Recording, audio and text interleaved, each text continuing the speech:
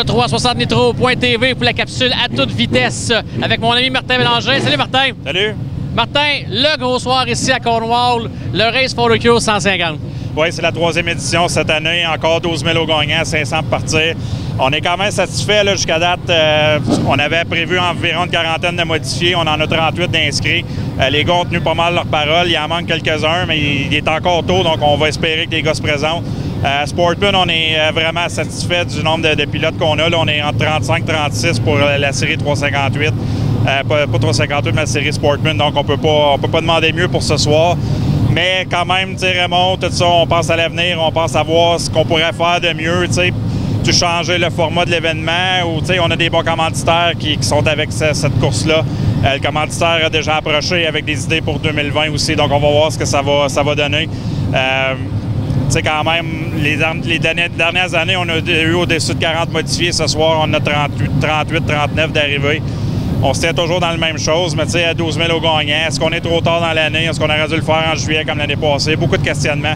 Je pense qu'on va aller, on va griser nos crayons cet hiver, puis on va regarder ce qu'on peut faire.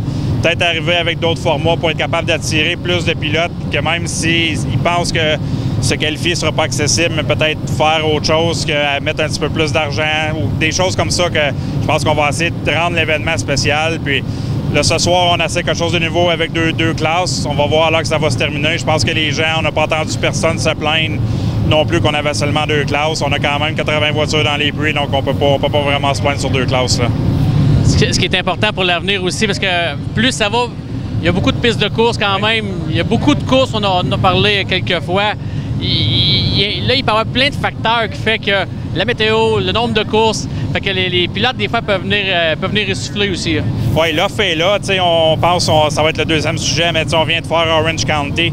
Il y a beaucoup de monde qui ont mis tous leurs œufs dans ça. Il y a Syracuse s'en vient, pas Syracuse, mais Oswego s'en vient tranquillement. Il y a toutes les courses de fin de saison qui s'en viennent également dans les prochaines semaines. Donc, les gars, c'est ça. Je pense qu'on va commencer à regarder pour voir si on est capable de peut-être ramener ça au mois de juillet, que l'événement reste unique. Parce que là, on a beaucoup trop de choses qui roulent en même temps que nous autres. Puis je pense que ça nous a peut-être nuit un petit peu, là. Fais-moi Martin, justement, l'histoire de Middletown. Middletown, présentement, un gros show à 100 000, ce qui semblait être un conte de fées au début, est en train un petit peu virer, sans dire en cauchemar, là, mais là, la controverse pas mal. Oui, bien écoute, c'est une série de mauvaises décisions. À mon avis, une série de mauvaises décisions. Ça a commencé la journée même avec un changement dans les règlements pour les pneus. Les gars avaient le droit d'amener un D300. Moi, je trouve qu'être capable de changer des règlements la journée même des courses, je trouve pas ça acceptable, surtout que la plupart des gars y étaient sur place. Je vais commencer avec le positif. Ils ont eu une 60aine de voitures à tous les soirs. Ça a été pas mal les mêmes gars qui ont resté les 3 soirs. Je m'aurais attendu à une petite affaire de plus pour le samedi, mais encore là, eux se battaient contre toutes les pistes du samedi soir. Ça nuit, je dirais, aux pistes autour parce que Mohawk puis Can-Am manquaient les grosses vedettes. Puis les car counts, ça tenait proche du 10, donc ça n'a pas aidé. Mais n'empêche que, je dirais, les soirs, ça s'est en 66, 68 voitures. La qualité du peloton était là. Mais si on parle vraiment côté décision, bien écoute, ce qui s'est passé, tout le monde l'a vu également. Au 12e tour, il y a eu la pluie qui s'est mise à tomber dans la finale, puis ça a causé un carambolage. On mentionnait qu'environ 20 du peloton a été pris dans ce carambolage-là, puis là, ils ont pris des décisions à chaud, permettant les pilotes à travailler sur les voitures ou certains pilotes à travailler sur les voitures. Ça l'a arrivé que d'autres fois, d'autres pilotes ne pouvaient pas, puis ça a causé beaucoup de frustration, notamment Matt Shepard. On l'a vu sur les réseaux sociaux. C'est enflammé dans plusieurs vidéos, le montrant, parler, tout ça. Puis, je trouve que cette portion-là était mal gérée. On savait que la pluie s'en venait, tout ça. On aurait peut-être dû attendre, puis faire soit attendre, puis soit repousser la course plus tard dans la soirée, ou vraiment, tu sais, peut-être. Ils ont décidé même de commencer 1 heure plus tard parce qu'ils se disaient que avec le soleil, tout ça, je peux comprendre, mais s'ils savaient que les prévisions de pluie s'en venaient, peut-être que l'heure aurait aidé beaucoup, aurait penché beaucoup dans la balance, ils auraient été capables de rentrer le 160 tours au complet. Puis là, ce matin, c'est ça, on parlait tantôt hors d'onde, la piste a finalement mis un communiqué sur leur page Facebook, puis ils se sont fait ramasser solide par les gens, tout ça. Puis je trouve ça dommage parce que on était pour écrire l'histoire. On a écrit l'histoire, veut pas, avec le 100 000 à gagner, que Matt Williamson, qui qui a récolté ça, mais une série de mauvaises décisions a terni l'image de cette course-là. Matt Shepard qui passe encore une fois pour le mauvais garçon, on le suspend de façon, je vais dire, indéterminée. C'est la première fois qu'il se fait suspendre. On ne veut pas l'avoir à cette piste-là. C'est la troisième piste qui est suspendue, je pourrais dire. Il a le droit d'aller à Fulton puis Brewerton seulement quand il y a les courses de série. À part ça, il n'est pas le bienvenu. Puis là, on rajoute Orange County. On sait qu'il y a les Eastern States qui s'en viennent, qu'il y a beaucoup d'argent à l'enjeu. Donc, Matt Shepard va être obligé de se trouver une autre place. Il y a beaucoup de, je vais dire, des langues sales qui disent que là, ça va donner une chance aux voitures d'Almar parce que Shepard est extrêmement dominant encore la semaine passée. Il a dominé jeudi, il a dominé vendredi. Il est parti encore, je pense, 26 ou 27e dans cette finale-là. Il a terminé 3e. Donc, s'il n'avait pas été impliqué dans le jaune, dans le rouge au 12e tour, peut-être qu'il aurait parti de là avec 120 000. Ça n'aurait peut-être pas été Matt Williamson, mais n'empêche que il fait réagir beaucoup. Il est rendu encore à 31 victoires cette saison. Puis il y a certaines pistes qu'il aime protéger leurs locaux. Puis c'est ce qui arrive en ce moment un petit peu, je pense. Qu'on aime ou qu'on déteste Matt Shepard, est-ce que les pistes de course ont les moyens de se priver d'un pilote comme lui?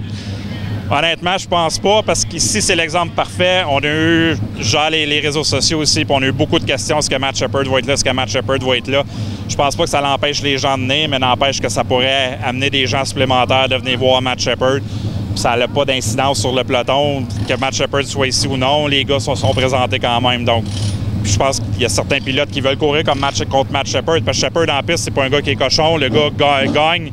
Il a simplement un talent naturel, puis... mais pour une piste de course, avoir Matt Shepard dans son puits, pour moi, je pense que c'est un plus-value autre que... Je pense que c'est vraiment un plus-value et non un côté négatif. Là. Tu parlais d'Orange County tantôt, justement. La première course qu'il y a eu jeudi, ça n'a pas été une piste exceptionnelle non plus. C'est une piste hyper glissante. Là. Oui, puis c'est ça. On a eu beaucoup de commentaires comme sur les réseaux sociaux concernant l'état de la piste. Tu connais mon amour pour les pistes glissantes? Oui, bien c'est ça. Puis on a essayé de se refaire au fur et à mesure. C'est sûr que là, la finale de 160 tours, avec les 148 tours restants, avec l'appui qui a tombé, c'est sûr que là, on avait une piste collante. Ça a donné un autre genre de spectacle. Mais somme toute, oui, je pense c'est pour ça qu'ils ont pris la décision de commencer plus tard, parce qu'ils se sont rajustés. Cette décision-là était la bonne au début. Ça s'est peut-être, comme je te disais tantôt, ça s'est vraiment reviré contre eux parce que ça leur a enlevé une fenêtre une heure dans leur fenêtre pour présenter les courses. Puis là, ça a fini aux petites heures du matin pour présenter cette course-là. Là. Martin, présentement, ça sent le retour à l'école. Qui dit retour à l'école dit bientôt Oswego. Oui. Bon. Oswego, c'est pas Syracuse, mais on est en train d'en faire une classique quand même de cet événement-là, du Super Dirt Week. Ça s'en vient assez vite. Oui, on commence à en parler justement. World Racing Group a commencé à faire des pubs cette semaine. Ils ont sorti justement une pub en français, donc ça, c'est aller chercher des gens et tout ça. Fait que ça, j'ai trouvé ça super. Puis ce que j'aime, c'est qu'il y a déjà beaucoup d'intérêt du côté québécois également. Là, vous avez fait l'annonce avec la semaine passée avec David Hébert, Mario Claire. Puis on a également les frères Bernier qui est annoncé. Probablement qu'un gars comme Steve Bernard, puis je parlais avec certains pilotes Sportman tantôt. Moïse Pagé, Kevin Poliquin, ça regarde beaucoup à y aller. Donc j'ai comme l'impression qu'il va y avoir beaucoup de Québécois qui vont y aller. C'est plus accessible que Syracuse, veut pas, parce que les gars peuvent y aller avec leur voiture du samedi soir et non se bâtir une voiture spéciale comme qu'on avait. Ça l'enlève le prestige de Syracuse, on a jasé beaucoup. Mais somme toute, Oswego prend du galon de plus en plus. Puis c'est quand même, c'est bien organisé tout ça. La première année, ça avait été difficile, on avait parlé beaucoup, mais ça se sont améliorés d'année en année. Puis j'ai comme l'impression que ça va être encore un succès cette année. Les courses l'année passée, c'était super. On a vu les vidéos de fin de saison. Puis toutes les courses, oui, la piste extrêmement glissante, mais au moins tu avais 2-3 lignes pour courser. Puis ça a donné des fins de course excitantes. Puis j'ai comme l'impression que ça va être encore super cette année. Le format ne change pas. C'est quand même une formule gagnante. Il y a des courses satellites à partir du mardi soir avec Utica Rome, Wade Sport, Brewerton. Puis samedi, on a changé un petit peu le format du côté de Fulton. On va avoir les Sprint 360 au lieu des World of Outlaws. On n'a pas amené les World of Outlaws, puis on va avoir encore le Win and You're In. Puis tout le format des qualifications, tout ça, à partir du jeudi, vendredi, le samedi, dimanche, on va avec les grosses finales dans le jour. Moi, Steve Briand, on pense y aller. L'année passée, je ne pouvais pas y aller à cause du travail. On pense y aller à partir du vendredi cette année. Donc, on espère être capable de couvrir l'événement un peu comme on avait fait l'année passée, puis comme il y a 2 ans. Puis on espère, on va faire des annonces en primeur au fur et à mesure qu'on va avancer, qu'on va s'approcher de l'événement. Mais notre but, ça serait vraiment qu'on y aille cette année et être capable de couvrir ça pour les amateurs. Là. Matt Shepard ne sera pas suspendu. Je pense pas que Matt Shepard va être suspendu. C'est sûr qu'il va viser le 50 000 pour la finale de 200 tours en gros bloc. Puis c'est sûr qu'il va avoir une voiture 358. Il y a beaucoup de discussions pour les W16. Tu as vu la discussion avec David Hébert et Mario Claire la semaine passée. C'est le moteur qui gagne. On sait, là, Tim Fuller, ça fait 2 ans depuis qu'ils ont implanté le W16. C'est lui qui est toujours la voiture la plus rapide en temps chronométré. Il fait toujours bien avec le W16. Donc, j'ai comme l'impression qu'on va avoir beaucoup de gars en W16 cette saison à Oswego. Là. Martin, en principe, on a écoulé nos 3 sujets, mais je ne sais pas si tu peux me confirmer quelque chose. Il y a des rumeurs persistantes, c'est un site. Je ne sais pas si ça peut te mettre dans le pétrin, mais... Anyway, tu commences à être bon en politique.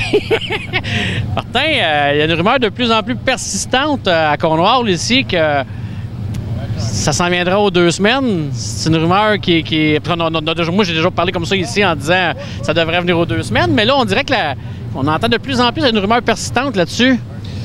La rumeur, il n'y a jamais de fumée sans feu, mais non, l'année prochaine, on a parlé, il y a justement des gens qui nous ont approchés le dimanche passé, puis j'étais avec Raymond justement. On va faire des programmations complètes. On devrait avoir encore une cédule de 18-20 événements en 2020.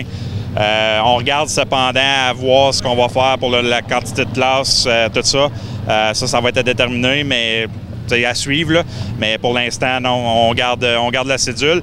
Mais comme je dis, il n'y a jamais de fumée sans feu. Je sais que Raymond, ça commence à le travailler beaucoup.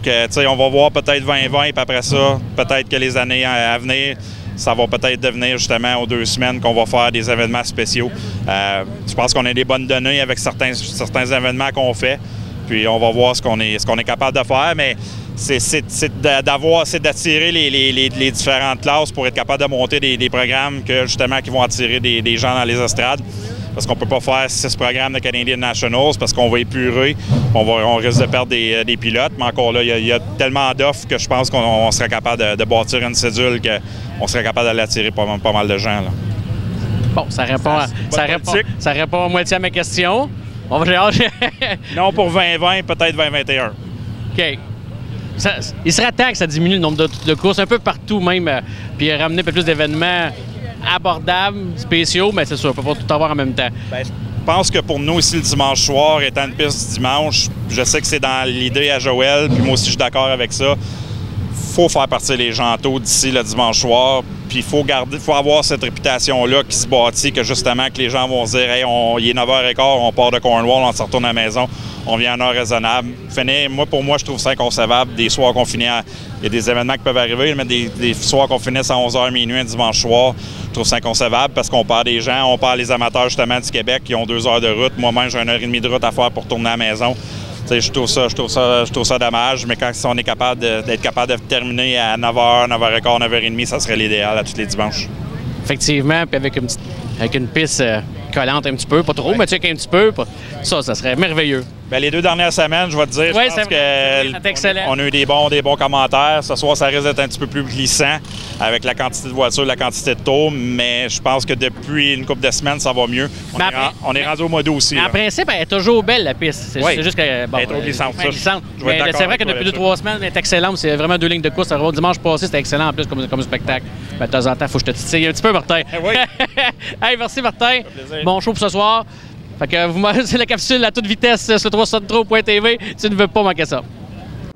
360nitro.tv. Tu ne veux pas manquer ça.